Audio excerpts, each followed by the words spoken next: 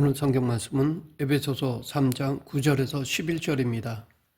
오늘 본문은 사도 바울이 옥중에서 에베소 교회를 향해 개인적인 소식을 전하는 가운데 나오는 부분입니다. 그러나 우리는 이 개인적인 이야기를 통해 사도 바울이 복음을 아는 지식에서 얼마나 성숙해 왔는지를 알 수 있습니다. 다메섹에서 예수님을 만난 이후로 사도 바울에게 복음을 아는 지식은 곧 하나님을 아는 지식과 같은 것이었습니다. 그 지식이 커져서 이제 복음의 의미를 우주적인 하나님의 영원한 계획과 연결시킬 수 있을 정도가 된 것입니다. 본문에서 사도 바울은 하나님께서 영원부터 만물을 창조하셨다고 말합니다. 그리고 이 만물의 창조는 목적이 있다고 말합니다. 다시 말해 하나님께서 만물을 창조하신 것은 영원한 계획 속에서 작정하심에 따라 이루어진 것이라는 것입니다. 하나님 자신이 직접 의지를 가지고 창조하신 것입니다. 이렇게 이 세계는 하나님의 영원하신 지혜와 사랑으로 창조하신 것입니다. 이 영원한 지혜는 하나님의 전능하심이 뒷받침되는 것으로 하나님께서는 당신이 계획하신 모든 것을 행할 수 있는 능력을 가지고 세계를 창조하셨습니다. 이 지혜에는 창조에 대한 포괄적인 계획은 물론 구체적인 계획도 포함되어 있습니다. 이뿐만 아니라 하나님께서는 이 세상을 사랑으로 창조하셨습니다. 즉 영원한 지혜와 능력뿐만 아니라 하나님은 창조된 세계와 관계를 맺고 계시다는 것입니다. 다시 말해 이 세상을 무한한 사랑으로 창조하신 것입니다. 결국 하나님께서는 창조 전부터 영원한 지혜와 사랑을 가지고 계셨습니다. 이제 영원한 능력으로 창조하신 세계가 만들어진 즉시 하나님께서 주도적으로 베푸시는 사랑의 관계에 들어가게 된 것입니다. 그러면 이렇게 하나님께서 영원한 지혜와 사랑을 동기로 세계를 창조하셨다면 어떤 목적을 가지고 창조를 하셨는지에 대한 의문이 생기는데, 그것은 만약 이 세계가 하나님께 꼭 필요했다면 하나님이 무언가 부족한 분이 되고, 반대로 세계에 아무 필요가 없다고 한다면 세계는 단지 잉여의 존재가 되어버리기 때문에 이 질문은 매우 중요합니다. 그러나 결론은 하나님이 이 세계를 창조하신 것은 무언가 부족해서가 아니라 오히려 불변하시는 당신의 성향의 자연스러운 효과라는 것입니다. 하나님이 불변하시다고 할 때 그것이 만약 절대적인 의미를 갖는다면 하나님의 존재는 마치 바위 덩어리와 같은 것입니다. 그렇다면 그 존재의 효과도 전혀 드러나지 않는 것이 당연할 것입니다. 그러나 세계 안에는 하나님의 살아계심의 놀라운 효과가 나타납니다. 봄마다 새싹이 움트고 여름에는 탐스러운 과일이 열립니다. 가을에는 낙엽이 떨어지고 겨울에는 썩어 다시 봄을 준비합니다. 결국 창조세계의 끊임없는 생성과 변화와 소멸은 하나님의 불변하신 성품을 보여주는 증거입니다. 이처럼 하나님은 모든 세계를 창조하셨고 다스리십니다. 그렇다면 하나님과 창조세계의 관계는 어떻습니까? 하나님은 이 창조세계와 연속성과 불연속성을 동시에 가지고 계십니다. 우선 불연속성은 하나님께서 영원하신 지혜와 사랑 안에서 전능하신 능력으로 세계를 창조하셨지만 하나님과 피조물 사이에는 무한한 질적 차이가 있다는 것입니다. 하나님은 스스로 존재하시는 분이고 모든 피조물들은 하나님을 의존합니다. 그런 의미에서 피조물이 아무리 뛰어나다고 하더라도 하나님에 비하면 전적인 타자인 것입니다. 그 구별이 바로 불연속성입니다. 그럼에도 불구하고 하나님께서는 창조하신 모든 세계에 당신의 흔적을 남겨놓으셨습니다. 그뿐 아니라 피조물과 섞이지 않으심에도 친히 피조물 가운데 임재해 계십니다. 즉 하나님은 피조물을 초월하시는 분이시지만 어떠한 피조물도 하나님을 벗어날 수 없는 것입니다. 물론 우리가 모든 피조물 가운데 하나님께서 계시다라고 말할 때 적잖은 혼란을 느낍니다. 그렇다면 우리가 이 말을 어떻게 해야 할까요? 있다라는 동사가 사용될 때 주어가 무엇이냐에 따라 있다의 의미가 달라집니다. 예를 들면 그릇 하나가 있다고 하면 이 그릇은 시간과 공간 안에서 다른 사물들을 배척하며 존재합니다. 즉 그릇이 있는 곳에는 다른 종류의 물건들이 시간과 공간을 공유할 수 없습니다. 그러나 다른 종류의 있음도 있습니다. 인간의 영혼은 시간과 공간의 제약을 받지 않습니다. 만약 그렇다면 우리 몸 안에 영혼을 담는 공간이 있어야 할 것입니다. 그러나 또한 물질은 아니지만 우리 몸 밖에 있지도 않습니다. 이것이 물질의 있음과 다른 존재 양상을 띠는 것입니다. 그런데 앞에 두 가지와 다른 있음도 있습니다. 그것은 모든 물질에 의해 존재가 방해되지도 않고 그가 존재하기 위해 다른 물질을 배척할 필요도 없이 무한하고 영원히 존재하는 방식입니다. 바로 하나님의 존재 방식이 그렇습니다. 그러므로 하나님이 피조물 가운데 계시다고 할 때는 물질이나 영혼이 있는 것과는 전혀 다른 방식으로 만물을 초월하시면서도 그 안에 계시다고 할 수 있는 것입니다. 결국 하나님께서는 당신이 창조하신 모든 피조 세계 속에 친히 임재하심으로 신성의 영광에 충만한 것을 모든 사람들에게 드러내십니다. 또한 당신의 기쁘신 뜻에 따라 창조하신 세계를 통해 영광 받으십니다. 그래서 성경은 하나님이 그 지으신 모든 것을 보시니 보시기에 심히 좋았더라 라고 기록하고 있습니다. 이것이 하나님의 마음이었습니다. 그런데 하나님이 이 모든 세계를 선하고 아름답게 창조하신 것은 틀림없지만 더 이상 아름다워질 수 없는 극치의 아름다움으로 하신 것은 아닙니다. 즉 피조물의 아름다움 가운데 현재적인 것들도 부여하시고 앞으로 드러날 잠재적인 아름다움도 주셨습니다. 그래서 하나님께서는 보시기에 심히 좋았더라 하고 말씀하신 것은 현재적인 아름다움과 창조된 인간이 당신의 뜻을 알고 잘 가꾸면 드러나게 될 잠재적인 세계의 아름다움까지 보시며 기뻐하신 것입니다. 그리고 인간은 그 일에 이바지하도록 창조된 것입니다.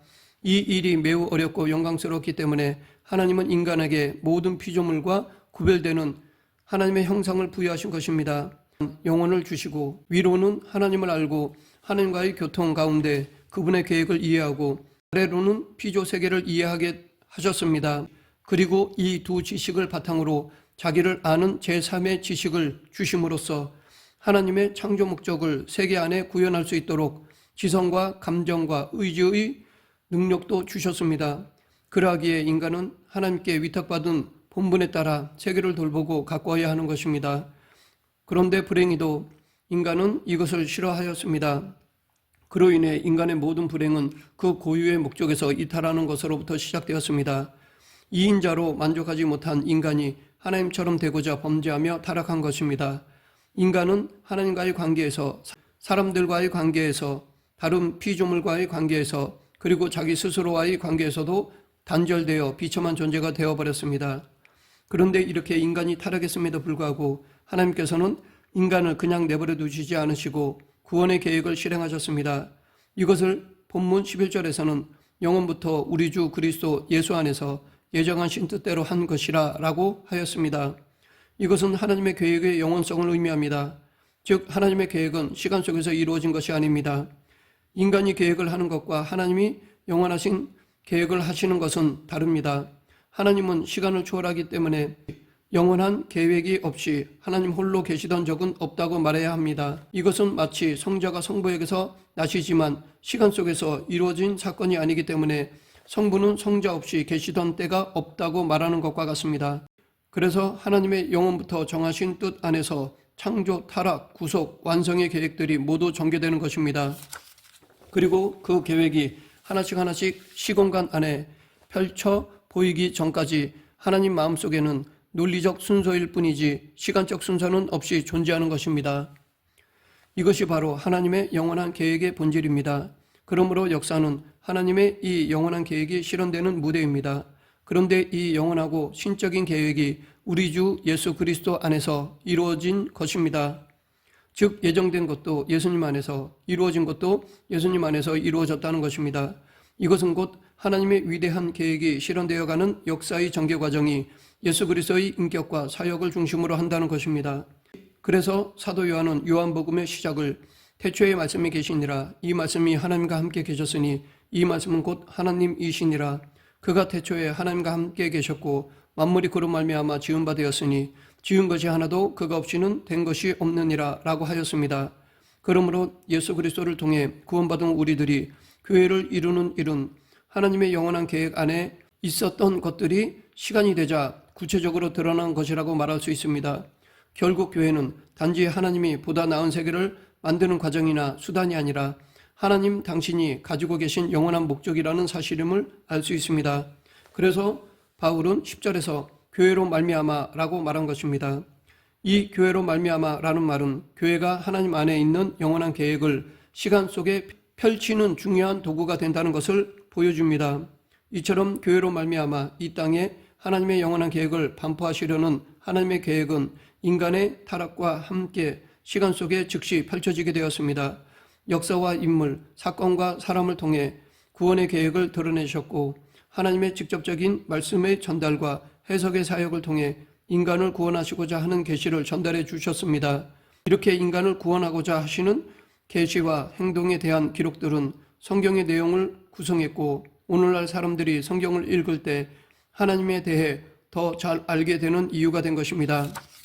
그렇다면 도대체 하나님을 아는 지식은 무엇입니까? 하나님을 안다는 것은 하나님의 속성의 어떠함을 아는 것과 그 속성이 시행되는 방법을 이해하는 것을 말합니다. 그리고 그 알문, 경험을 통하지 않고는 알 수 없습니다. 계시의 내용들을 이해한다고 해서 그것이 어떻게 시행되는지 안다는 것이 아닙니다. 성경의 기록과 개인적인 경험을 통해 성령 안에서 하나님의 속성이 어떻게 실행되는가를 이해해야 합니다.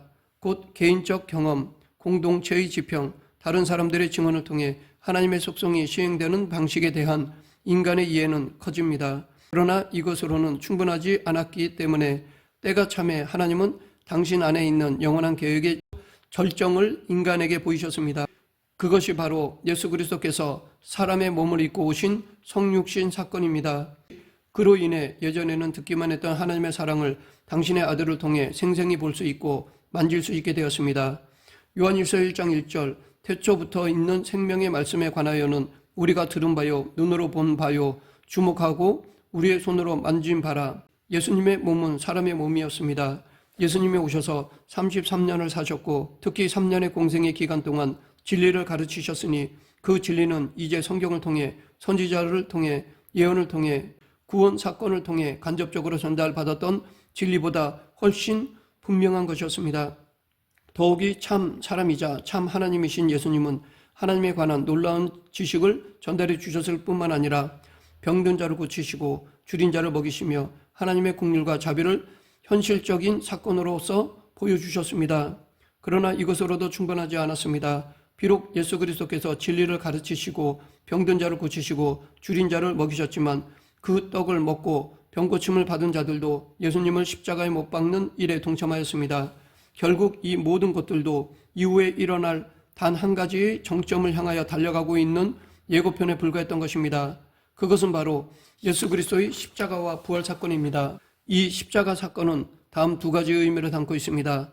첫째는 죄인을 향한 하나님의 공의입니다. 하나님은 당신이 그렇게도 사랑한 아들이셨음에도 불구하고 죄를 참아 보지 못하시고 당신의 공의로서 진노를 퍼부으셨습니다. 그래서 예수님은 머리에는 굵은 가시관을 쓰고 손과 다리는 못 박혔습니다. 그것도 모자라 창에 허리를 찔림으로 물과 피를 모두 쏟으셨습니다. 이것은 모두 죄를 향한 하나님의 진노였습니다. 피 흘림이 없이는 사함이 없기 때문입니다. 하나님은 예수님으로 하여금 당신께 반역하는 모든 죄를 짊어지게 하신 것입니다. 둘째는 죄인을 향한 하나님의 사랑입니다. 예수 그리스도께서 십자가에 달리심은 죄를 향한 하나님의 진노이셨지만 그렇게 당신의 독생자를 십자가에 죽이시면서까지 우리를 구원하시는 것은 우리를 향한 사랑 때문입니다. 그러하기에 예수 그리스도의 십자가의 죽음은 우리를 구원해 주시는 방법일 뿐만 아니라 창조, 타락, 구원, 완성을 통틀어 핵심이 되는 것입니다. 우리는 이 영원한 계획을 알지 못했습니다. 그 누구도 하나님의 마음에 들어가 그 계획을 알고 믿은 사람은 없습니다. 모든 사람들은 예수 그리스도의 십자가를 통해 교회의 비밀스러운 경륜을 이해하고 그리고 그 교회를 통해 인간의 타락을 허용하셨던 하나님의 작정의 위대한 계획과 세상을 보고 그리고 그 너머의 창조의 원대한 계획, 무한한 지혜와 사랑의 원천이신 하나님의 영원한 계획까지 하나님 안에서 발견하게 되는 것입니다. 그래서 우리는 하나님의 비밀스러운 경륜을 따라 시 공간 안에 계속해서 하나님의 뜻이 나타날 것이라는 사실을 알기 때문에 십자가를 자랑하는 것입니다. 말씀을 맺겠습니다. 우리는 하나님의 경륜 속에서 이 세상에 왔다가 다시 돌아가는 것입니다. 이 하나님의 경륜을 지금 우리가 살아가는 역사 속에서 이해하게 될 때 우리는 십자가의 감격을 맛볼 것이며 이 십자가가 우리의 최대의 자랑이 될 것입니다. 오늘날과 같이 복음이 세속적인 사상과 뒤섞여 혼탁해진 때일수록 정신을 차리고 예수 그리스도의 십자가의 복음을 굳게 붙드는 저와 여러분이 되길 간절히 축원합니다. 기도하겠습니다. 생사화복을 주관하신 하나님 아버지, 모든 것은 하나님의 뜻에 따라 이루어지며 하나님의 다스림을 받음을 믿고 그 중심에 있는 예수 그리스도의 십자가를 전하는 성도가 되게 하여 주시옵소서. 예수님 이름으로 기도드립니다. 아멘.